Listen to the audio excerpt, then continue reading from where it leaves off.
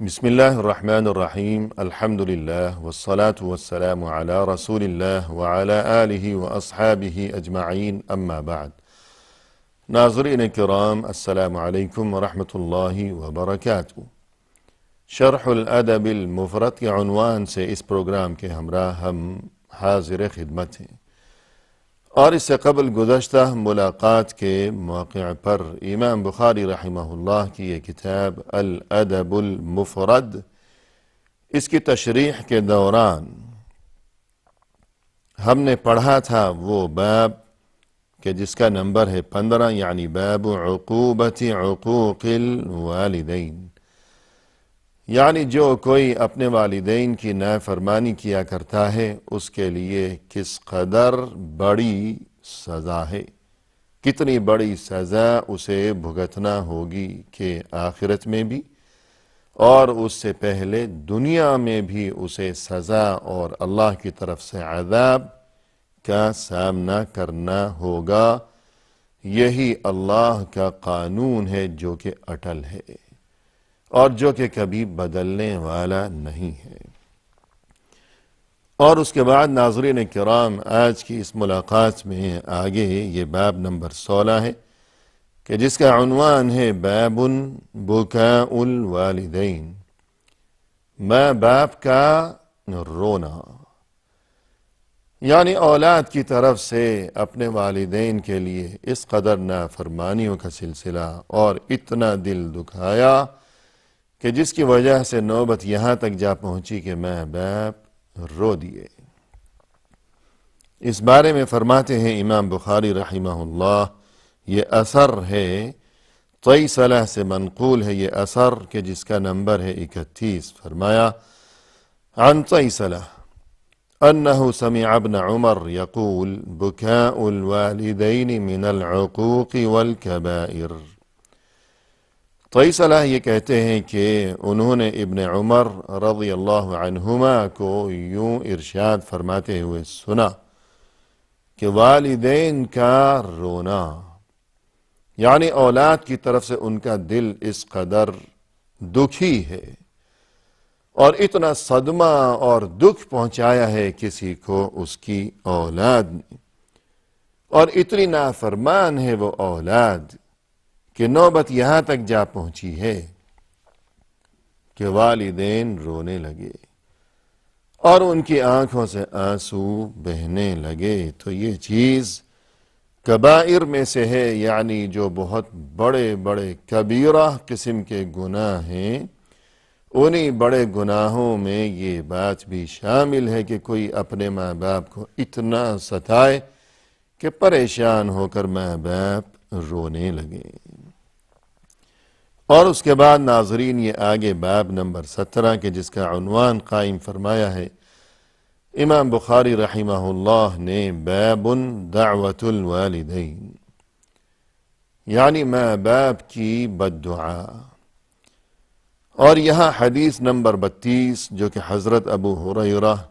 رضی اللہ عنہ سے مروی ہے، فرمایا عن ابی ہریرہ قال قال النبی صلی اللہ علیہ وسلم ثلاث دعوات مستجابات لہن لا شک فیہن دعوت المظلوم ودعوت المسافر ودعوت الوالد علی ولدہ۔ یعنی حضرت ابو ہریرہ رضی اللہ عنہ فرماتے ہیں کہ رسول اللہ صلی اللہ علیہ وسلم نے ارشاد فرمایا کہ 3 دعائیں ایسی ہیں، وہ دعا ہوں یا بد دعا ہوں، وہ 3 بد دعائیں کہہ لیجئے یا دعائیں کہہ لیجئے، وہ ایسی ہیں کہ جو بہرحال ضرور بضرور قبول ہونے والی ہیں، کسی صورت رد نہیں کیا جائے گا ان دعاؤں کو یا بد دعاؤں کو، اور یہ کہ ان کی قبولیت میں کوئی شک و شبہ کی گنجائش ہرگز نہیں ہے۔ سب سے پہلی بات تو یہ کہ دعوت المظلوم، مظلوم کی بد دعا، اور اس کے بعد یہ کہ ودعوت المسافر، مسافر کی دعا، اور اس کے بعد یہ کہ وَدَعْوَةُ الْوَالِدِ عَلَى وَلَدِهِ، ماں باپ کی بد دعا اپنی اولاد کے لیے۔ یہ تین انسان ایسے ہیں کہ ان کی جو دعا ہے وہ کسی صورت رد نہیں کی جائے گی، اللہ کی بارگاہ میں ضرور بضرور یہ دعا قبول ہوگی۔ تین آدمیوں کی دعا یا ان کی بد دعا، مظلوم اور مسافر اور والدین کی وہ دعا ہو اپنی اولاد کے حق میں اور ان کی خیر و خوبی کے لیے، یا اسی طرح ان کی بد دعا ہو اپنی اولاد کے لیے۔ تو یہ جو تینوں انسان ہیں کہ مظلوم ہے، مسافر ہے اور والدین ہیں، تو ان میں یہ جو ان کے بارے میں ارشاد فرمائے کہ ان کی دعا یا بد دعا کسی صورت رد نہیں کی جائے گی، تو اس کی وجہ یہ ہے کہ ان تینوں میں ایک چیز مشترک ہے، تینوں میں ایک چیز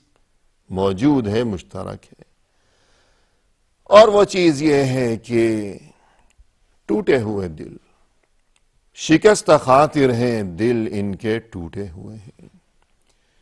کہ مظلوم کی بات اگر کی جائے، کسی نے اس کے ساتھ ظلم کیا ہے، بڑی ناانصافی کر رکھی ہے، اس کا حق دبایا ہے، بہت زیادہ ستایا ہے، تو مظلوم کی کیفیت یہ ہے کہ شکستہ خاطر دل ٹوٹا ہوا ہے اور اسے کوئی سہارا، کوئی وسیلہ نظر نہیں آتا کہ کیا کرے، کہاں جائے اور کس کے سامنے فریاد کرے اور کس سے اپنا حق مانگے جا کر، کہ کوئی صورت نظر نہیں آتی ہے کہ وہ ظالم اس قدر طاقتور قسم کا انسان ہے، اب کیا کیا جائے؟ کوئی صورت نہیں ہے، کوئی وسیلہ نہیں ہے، ٹوٹا ہوا دل ہے۔ لہذا اس ٹوٹے ہوئے دل سے جب آہ نکلے گی تو وہ سب کچھ جلا کر رکھ دے گی۔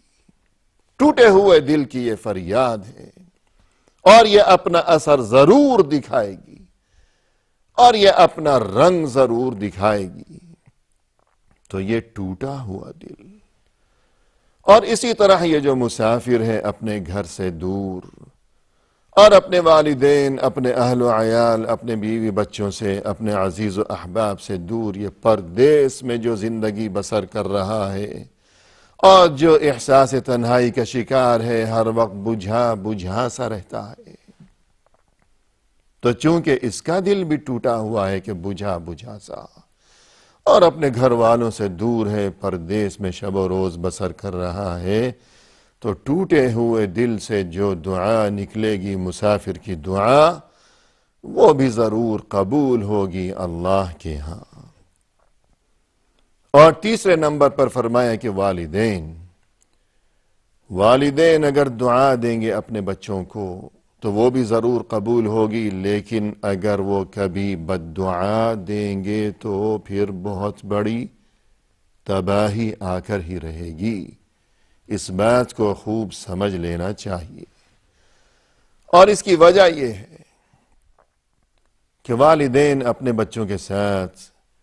کتنی محبت کیا کرتے ہیں کہ تمام زندگی وہ اپنی تمام تر خوشیاں، اپنا سبھی کچھ، اپنا تن من دھن، سبھی کچھ لٹانے کے لیے ہمیشہ ہمہ وقت وہ آمادہ رہتے ہیں بچوں کے لیے، کہ خود برا وقت آنے پر اور یہ کہ ضرورت پڑنے پر روکھی سوکھی کھائی، بچوں کے لیے مناسب خوراک کا انتظام کیا، خود پھٹے پرانے کپڑے پہنے اور گزارا چلایا، لیکن بچوں کے لیے مناسب لباس کا انتظام کیا، اور یوں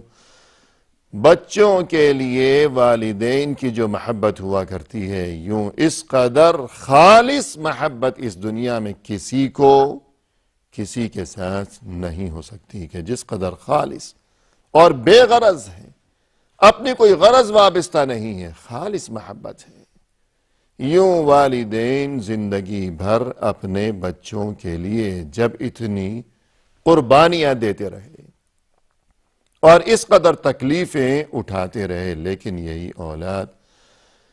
بڑے ہونے کے بعد یہ بچے اگر اپنے ماں باپ کی نافرمانی کریں اور انہیں صدمہ پہنچائیں، انہیں دکھ پہنچائیں، تو پھر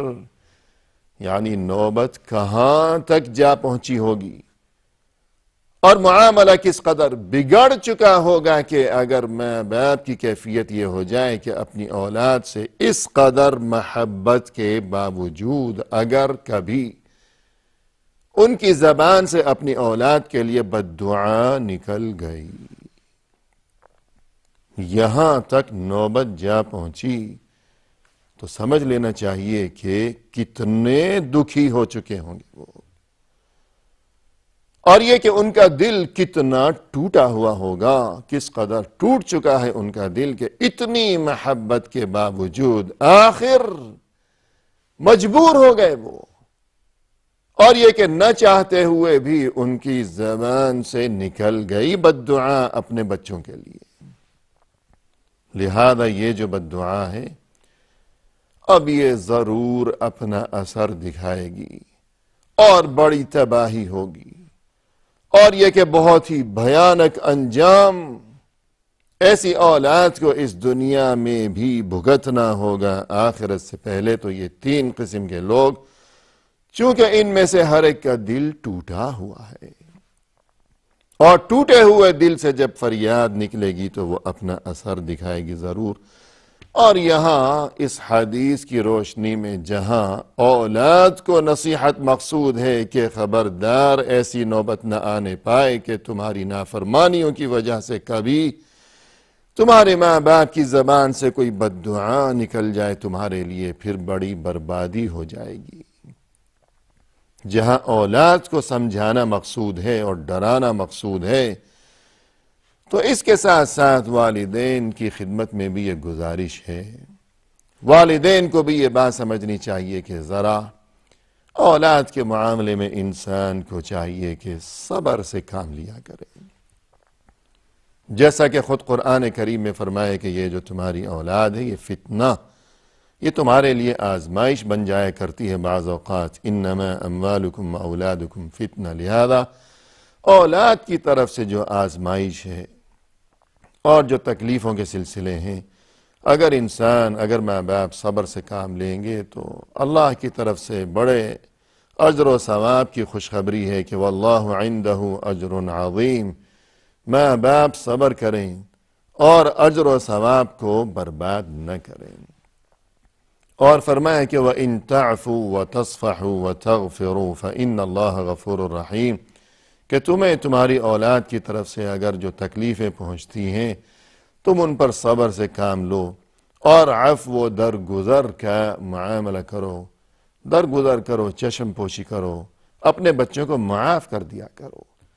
اس لیے کہ اللہ بھی تو کس قدر معاف کر دینے والا ہے۔ تم انہیں معاف کرو تو نتیجہ یہ ہوگا کہ اللہ تمہاری خطائیں معاف فرمائے گا، اور تم انہیں معاف کر دو گے تو اللہ بھی انہیں معاف کر دے گا۔ لہذا والدین کو یہ بات سوچنی چاہیے کہ عفو و درگزر کا اور صبر و برداشت کا مظاہرہ کریں اس بارے میں، کیونکہ اگر صبر سے کام نہ لیا تو ایک نقصان تو یہ ہوگا کہ اللہ کی طرف سے جس اجر عظیم کی خوشخبری ہے اس سے محروم رہ جائیں گے، اور دوسری بات یہ کہ ہم اپنے بچوں کو معاف کریں گے تو اللہ کی طرف سے ہمیں معافی نصیب ہوگی، ورنہ یہ کہ ہم محروم رہ جائیں گے اللہ کی طرف سے اس معافی سے۔ اور سب سے خطرناک بات یہ کہ ماں باپ نے اگر بد دعا دے دی اپنے بچوں کو تو پھر یاد رکھیں کہ یہ بد دعا رنگ لائے گی، پھر جو اس کا بھیانک انجام ہوگا، پھر اپنی آنکھوں سے ماں باپ اپنے ہی بچوں کی جو بربادی کے مناظر دیکھیں گے کہ یہ تو ہو کر ہی رہے گا کہ جب وہ بد دعا نکل گئی ہے زبان سے تو اب معاملہ اپنے ہاتھ سے نکل چکا، اب تو اپنے ہاتھ میں یہ بات رہی نہیں، معاف کر دیں اگر تب بھی وہ پہلے جیسی بات تو نہیں رہے گی، کچھ نہ کچھ اثر تو ہوگا ضرور معاف کر دینے کے باوجود، تو اس لیے جب اولاد کو تڑپتا ہوا اور ان کی بربادی کے وہ مناظر اور ان کا بھیانک انجام اپنی آنکھوں سے دیکھیں گے ماں باپ، تو پھر کیا گزرے گی؟ پھر بھی تکلیف ماں باپ ہی کو برداشت کرنا ہوگی، اور تب سوچیں گے کہ اس تکلیف سے تو بہت بہتر وہ پہلی تکلیف تھی، کاش ہم نے صبر کر لیا ہوتا اور یوں خود اپنی زبان سے بد دعا دے کر اپنے بچوں کو ہم نے برباد نہ کیا ہوتا۔ تو ناظرین کرام، یہ تمام باتیں بہت ہی خطرناک قسم کی باتیں ہیں، اور یہ کہ صبر و برداشت اسی میں انسان کے لیے بھلائی ہے، دنیا میں بھی اور آخرت میں بھی۔ اور اس کے بعد محترم ناظرین، یہ جو باب ہے کہ جس کا نمبر ہے 17، جیسا کہ ہم نے تذکرہ کیا، اور جس کا عنوان ہے دعوت الوالدین، یعنی ماں باپ کی دعا، خواہ وہ دعا ہو اولاد کے حق میں تب بھی وہ اپنا اثر دکھائے گی، خواہ وہ بد دعا ہو خدا نخواستہ اولاد کے حق میں تب بھی وہ اپنا اثر دکھائے گی۔ تو اسی باب میں آگے یہ حدیث نمبر 33، جو کہ کافی طویل حدیث ہے، اس میں فرماتے ہیں امام بخاری رحمہ اللہ: عن ابی ہریرہ رضی اللہ عنہ قال سمعت رسول اللہ صلی اللہ علیہ وسلم يقول ما تكلم مولود من الناس في مهد إلا عيسى بن مريم صلی اللہ علیہ وسلم وصاحب جریج۔ آگے یہ کافی طویل حدیث ہے، لیکن ہم ساتھ ساتھ ترجمہ کرتے جائیں گے۔ حضرت ابو ہریرہ رضی اللہ عنہ فرماتے ہیں کہ میں نے رسول اللہ صلی اللہ علیہ وسلم کو ارشاد فرماتے ہوئے سنا کہ آپ صلی اللہ علیہ وسلم یوں ارشاد فرما رہے تھے کہ کوئی نو مولود ایسا نہیں ہے کہ جس نے مہد میں بات کی ہو۔ مہد کہا جاتا ہے عربی میں اس جھولے کو جس میں بالکل چھوٹا نو مولود بچہ جس جھولے میں سوتا ہے یا لیٹتا ہے، یعنی جھولے تو بڑے بڑے بھی ہوتے ہیں اور بڑے لوگ بھی شوق میں بیٹھ جاتے ہیں کبھی جھولے میں، لیکن وہ جھولا جو کہ بالکل چھوٹے بچے کے لیے جو ابھی پیدا ہوا ہے، جس جھولے میں وہ لیٹتا ہے، تو ایسا بچہ جو ابھی پیدا ہوا ہے اور اس جھولے میں لیٹا ہوا ہے، اور اس کے باوجود اس نے کوئی بات بھی کر دی، حالانکہ بات کرنے کی جو عمر ہے وہاں تک پہنچتے پہنچتے تو کافی وقت لگ جاتا ہے بچے کو، لیکن پیدا ہوتے ہی بات بھی کر دی۔ تو یہ جو واقعہ پیش آیا ہے ایسا عجیب و غریب، تو یہ دو بچوں کے ساتھ پیش آیا ہے، ایک تو اللہ کے نبی حضرت عیسیٰ علیہ السلام، اور دوسرا شخص کہ جس کا نام تھا جریج، اس کے ساتھ جس بچے کا واقعہ پیش آیا وہ بچہ۔ تو یہ دو بچے ایسے تھے جنہوں نے پیدا ہونے کے بعد تھوڑی ہی دیر جب گزری تھی تو اللہ کی قدرت سے یہ دونوں بچے بول اٹھے۔ کیا واقعہ پیش آیا تھا؟ اس سلسلے میں تفصیل لیے ہوئے ناظرین کرام انشاءاللہ آئندہ ملاقات کے موقع پر حاضر خدمت ہوں گے۔ اس وقت تک کے لیے ہمیں دیجیے اجازت، فی امان اللہ، وآخر دعوانا ان الحمد للہ رب العالمین۔